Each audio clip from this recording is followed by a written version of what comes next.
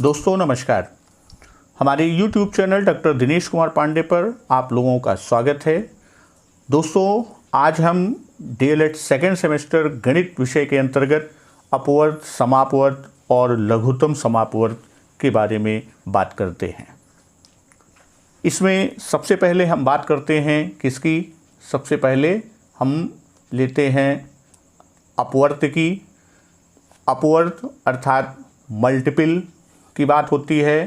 तो यहाँ जो मल्टीपल या अपवर्त है, जो संख्याएं किसी दी हुई संख्या से, किसी भी दी हुई संख्या से क्या होती हैं, पूरी विभाजित हो जाती हैं, उन्हें दी हुई संख्याओं का क्या कहते हैं? उन्हें अपवर्त कहते हैं।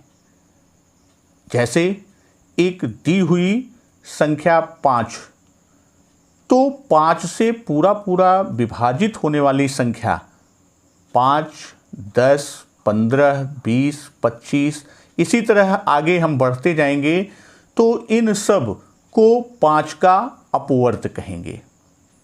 यहाँ अपवर्त को गुणज भी कहा जाता है। अब यहाँ जैसे ऊपर उदाहरण दिया गया, ऊपर उदाहरण में दिया गया कि 5 संख्या है, तो 5 में आप एक ये देखिए कि जो प्राकृतिक संख्याएं 5 में क्या करते हैं कि जो भी हमारी प्राकृतिक संख्या है,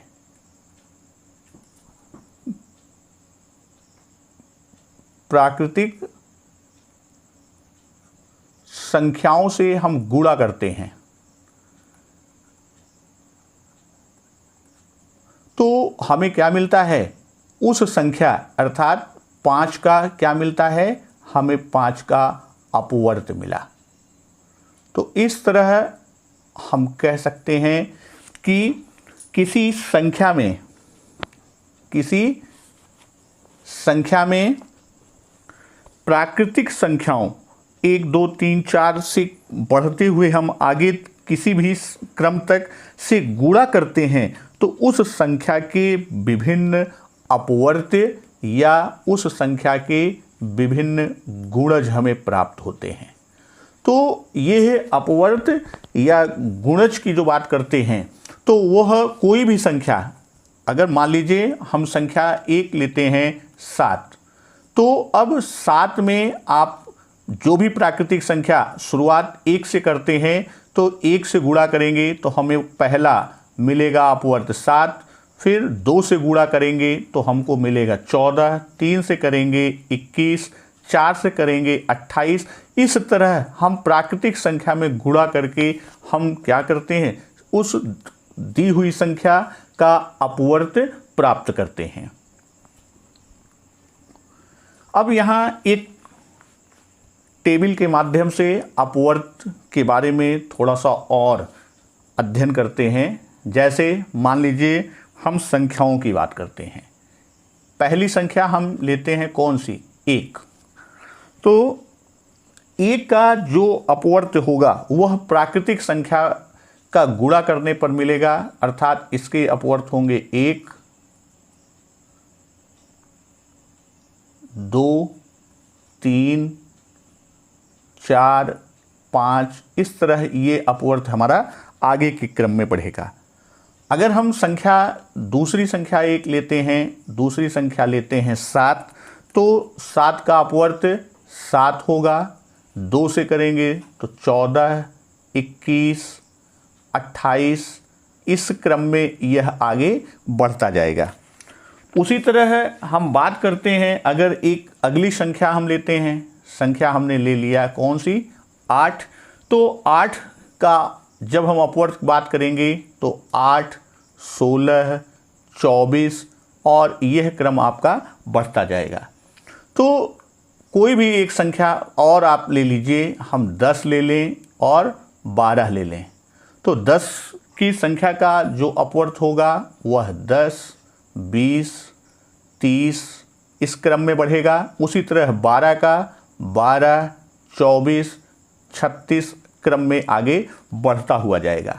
तो इस आधार पर इस टेबल से कुछ सामान्य जो निष्कर्ष निकलता है, तो उसमें अगर हम देखें तो कोई भी संख्या अपने प्रत्येक अपवर्तक का अपवर्त होती है। यानी कोई भी संख्या अपने प्रत्येक अपवर्तक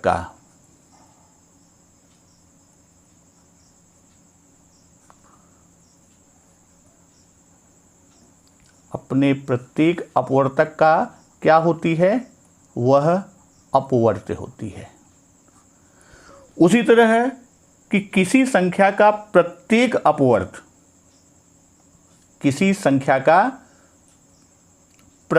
अपवर्त क्या होगा, संख्या के प्रत्येक अपवर्त उस संख्या से बड़ा या बराबर होगा,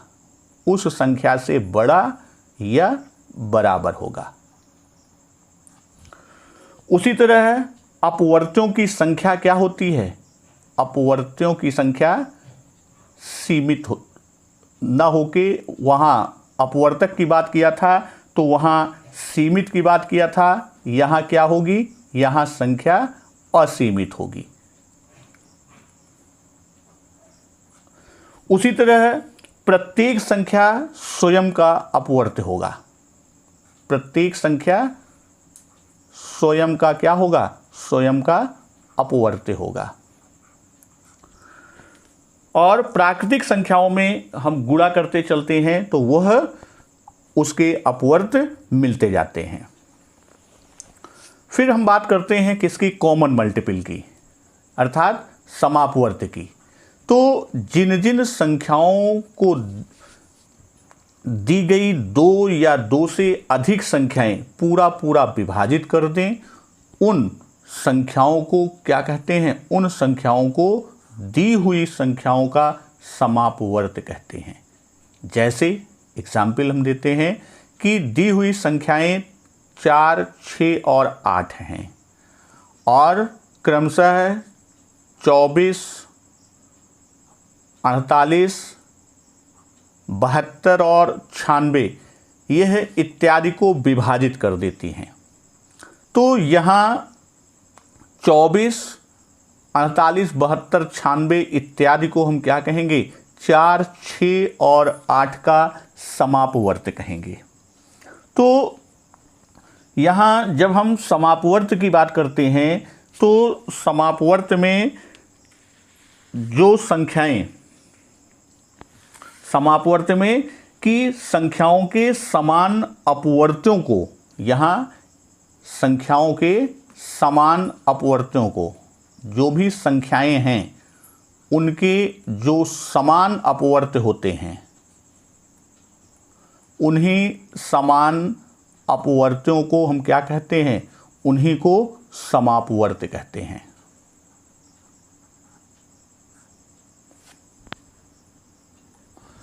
अब हम बात करते हैं किसकी, लघुत्तम समापवर्त। तो जब लघुत्तम समापवर्त की बात करते हैं तो इसमें समापवर्त्यों में, अभी हमने समापवर्त की बात किया था कि जो संख्याएं हैं उनके जितने अपवर्त समान होंगे उन्हीं को हम समापवर्त कहते हैं।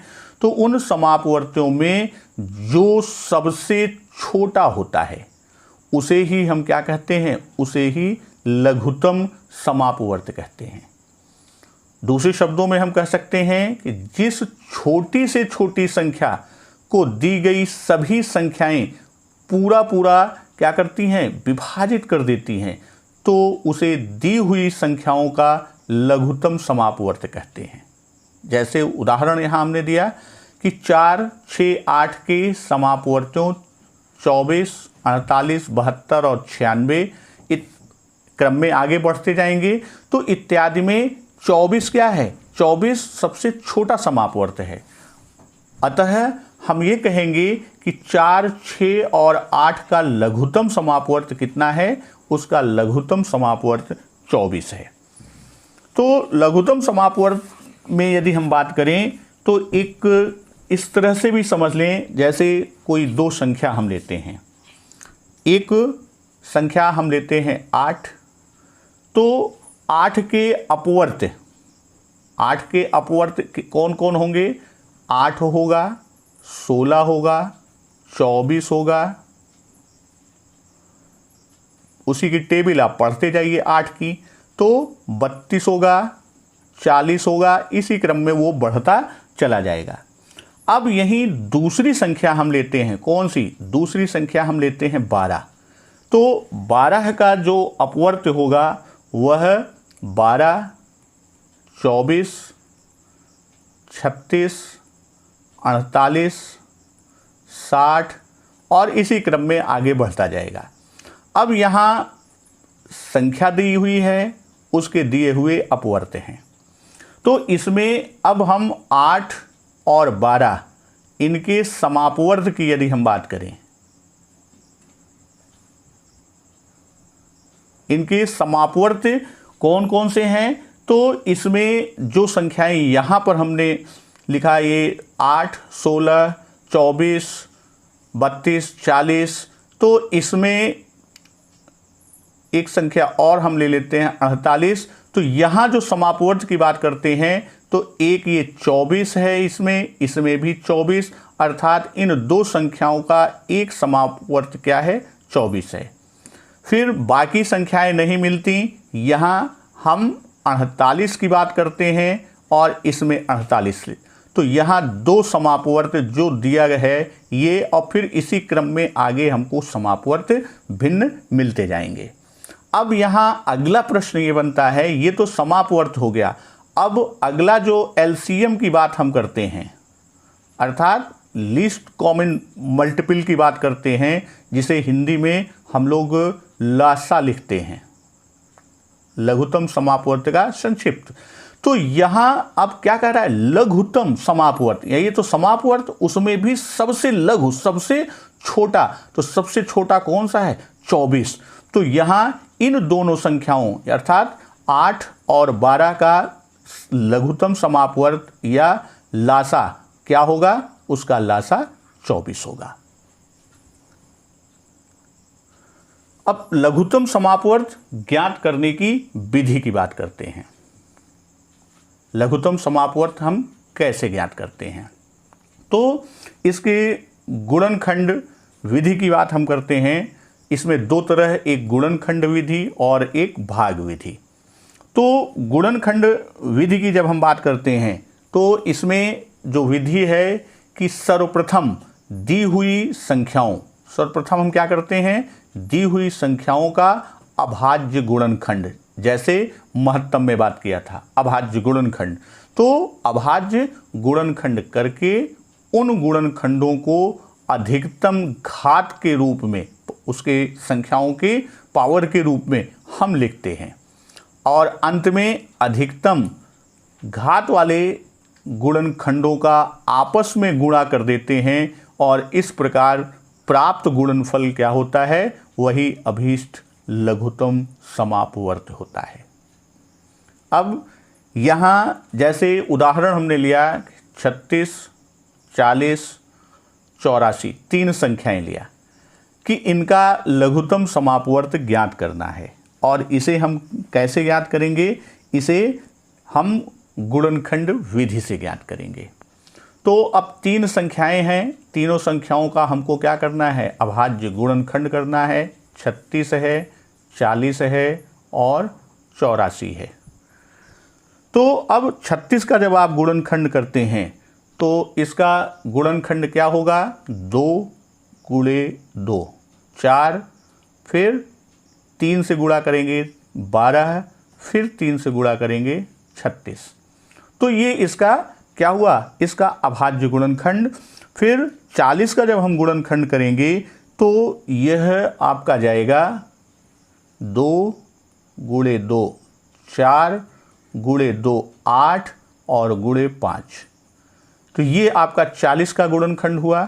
उसी तरह हम 84 की बात करते हैं तो यह गुणनखंड इसका होगा 2 गुणे 2, 4, फिर उसका हम गुणा करते हैं 3 से, 4 तिहाई 12 और फिर 7 से गुणा करते हैं 84।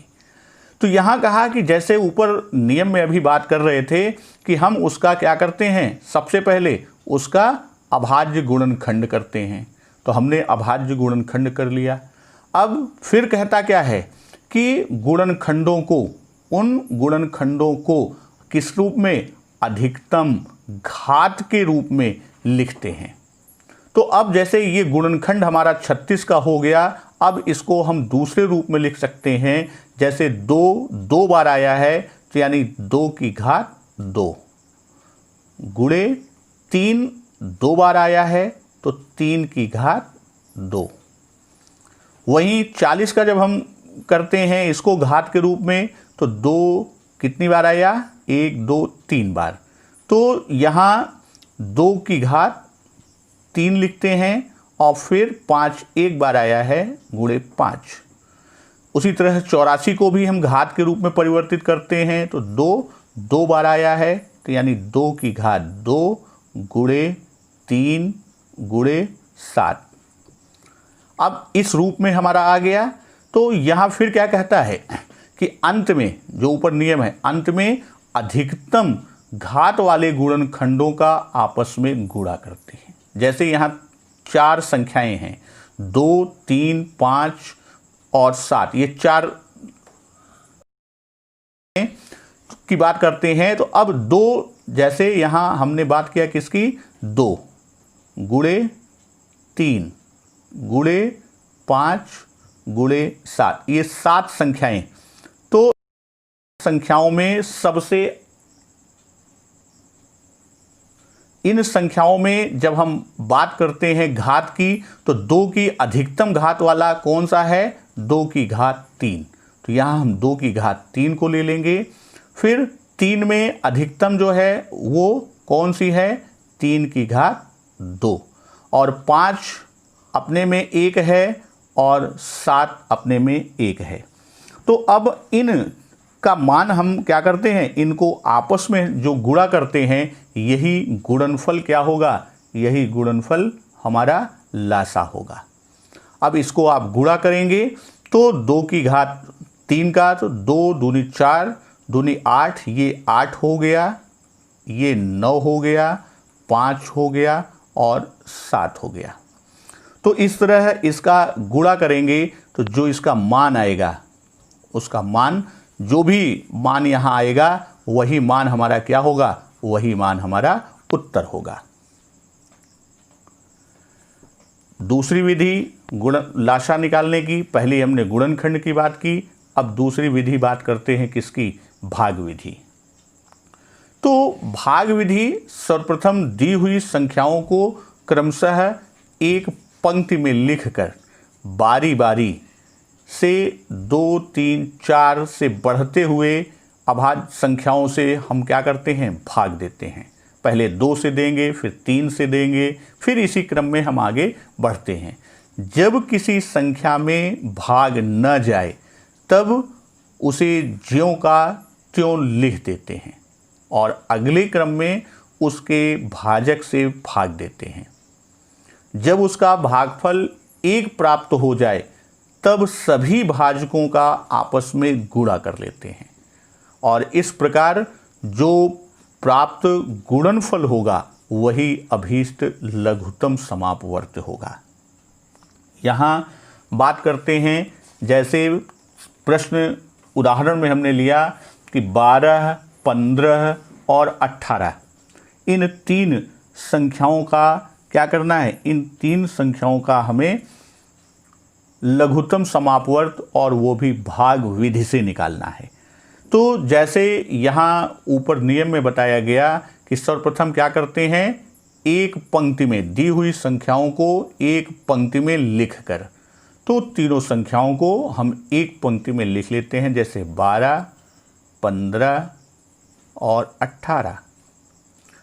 फिर बारी बारी से उसे हम पहले 2 से भाग देंगे, फिर 3 से देंगे, फिर 5 से देंगे, फिर 7 से देंगे। तो इस तरह हम क्या करेंगे, तो सबसे पहले जैसे आप 2 से भाग देते हैं तो 2 को 12 में ले जाएंगे तो कितना आएगा, बचेगा 6। फिर 15 कटेगा नहीं, तो उसमें बताया था ज्यों का त्यों। ये कहा था कि यदि क्या होता है, भाग न जाए, यदि उसमें भाग न जाए तब उसे ज्यों का त्यों लिख देते हैं। 15 और 18 को करेंगे तो यहाँ आएगा 9। पुनः 2 से अभी 6 है तो 2 से काटेंगे तो 3, यहाँ 15 वैसे ही उतारेंगे, ये 9 वैसे उतारेंगे। फिर हम क्या करते हैं, अब 2 से कोई संख्या कट नहीं रही है, 3 से हम काटेंगे तो 3 से काटेंगे तो यहाँ 1 आएगा, यहाँ 5 आएगा, यहाँ 3 आएगा। फिर हम किससे काटेंगे, फिर पुनः हम 3 से काटते हैं, तो 3 से काटेंगे तो ये संख्या 1, 5 और 3, सॉरी 1, 5, 3 से 3 कटेगा तो यहाँ क्या होगा, यहाँ 1 आएगा। और फिर हम क्या करेंगे, 5 से काटेंगे तो 1, 5 का 1 और 1। ये कहा था कि तब तक हम करते जाएंगे, भाग देते जाएंगे जब तक हमें क्या हो, 1 प्राप्त हो ना हो जाए। तो 1 जब मिल जाता है तो जितने भी हमारे क्या हैं, भाजक हैं, उनको आपस में गुणा करेंगे और प्राप्त गुणनफल, तो यहाँ हम ये लिख सकते हैं कि लासा बराबर जितने भी भाजक हैं 2 का 2 बार, 2 गुणे 2 गुणे 3 का 2 बार गुणे 3 गुणे 3, 5 1 बार 5, और इसको जब हम आप गुणा करेंगे तो यह संख्या हमारी आएगी कि 2 दूनी 4, 3 12, 3 36, और 36 में 5 से गुणा करेंगे तो ये संख्या हमारी आएगी 180। तो यह 180 संख्या 12, 15 और 18 का लासा होगा और यही हमारा उत्तर होगा। दोस्तों, लासा से संबंधित अपवर्त, समापवर्त और लघुत्तम समापवर्त हमने बता दिया, उस पर उदाहरण दे दिया, और यह आपको 7 प्रश्नों की एक एक्सरसाइज दी जा रही है।